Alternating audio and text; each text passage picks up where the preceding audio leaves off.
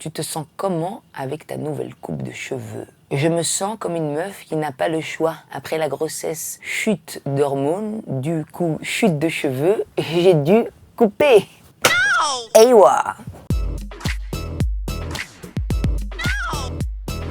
Pourquoi doit-on absolument venir voir ton spectacle tout court? Il est sincère, il est drôle et surtout c'est un des rares rassemblements qui est autorisé par la préfecture de Paris. C'était comment d'être acclamé par 1850 personnes 5 fois d'affilée après 6 ans d'absence? Raconte-nous. Waouh, alors c'était incroyable, rassurant, kiffant et puis surtout addictif. Addictif. Après le théâtre des Champs-Élysées, là, franchement, là, je paye 5 potes qui viennent m'applaudir à chaque fois que je dis un truc. Le temps qui passe, la charge mentale, la notoriété, c'est quoi le quotidien de Nawel Madani? Alors, il commence en tant que maman à 6h30 du matin, à 8h en tant que scénariste et réalisatrice, et puis en tant qu'humoriste vers 19h, juste après avoir couché ma fille, montée sur scène à 20h, sortie de scène 23h minuit, et puis ma journée d'épouse, sans être épilée, commence à 1h du matin. Ça ressemble à quoi une dispute entre Djibril Zonga et Nawel Madani? Montre-nous.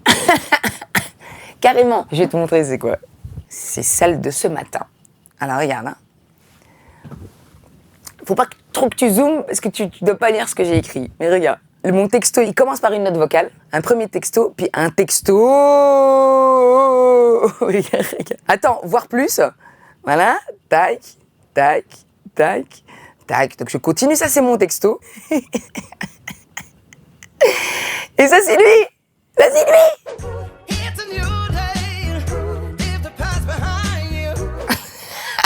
Le dernier DM de drague qu'a reçu Djibril et auquel t'as répondu. Il y a une nana qui lui a envoyé un nude, ok? Et du coup, moi j'ai Google micro-pénis. Et bien sûr, je montre à Djibril, parce que moi je trouve ça marrant. Il lui dit, mais comment ça, t'envoies ça? Elle va croire quoi et tout? Je dis, mais on s'en fout ce qu'elle croit. Je veux dire, tu voulais qu'elle croie quoi? Et c'est comme ça qu'une embrouille commence. Il paraît que rien n'a dragué Djibril aux Oscars, raconte-nous. Non, faut venir voir le spectacle, bien évidemment.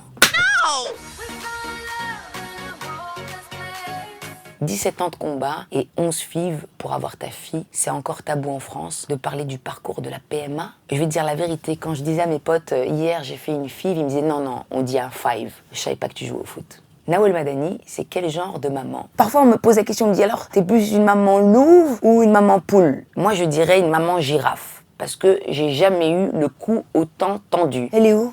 Elle fait quoi? Attention, elle traverse. Elle est dans la cuisine. Je suis tout le temps comme ça. Elle dort? Elle respire? Voilà. Je suis une maman girafe. Et Tupac, comment il va? Écoute, il va te le dire lui-même. Hein? Toup. Il kiffe sa life. Mais lui, c'est lui le boss en vrai.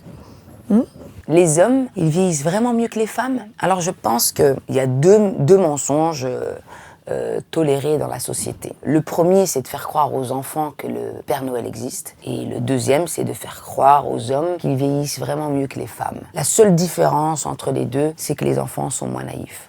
Y aura-t-il une saison 2 de Jusqu'ici tout va bien? Alors avant ça, il y aura un spectacle, parce qu'une grosse tournée d'1 an et demi, et un film. Et on verra pour la saison 2.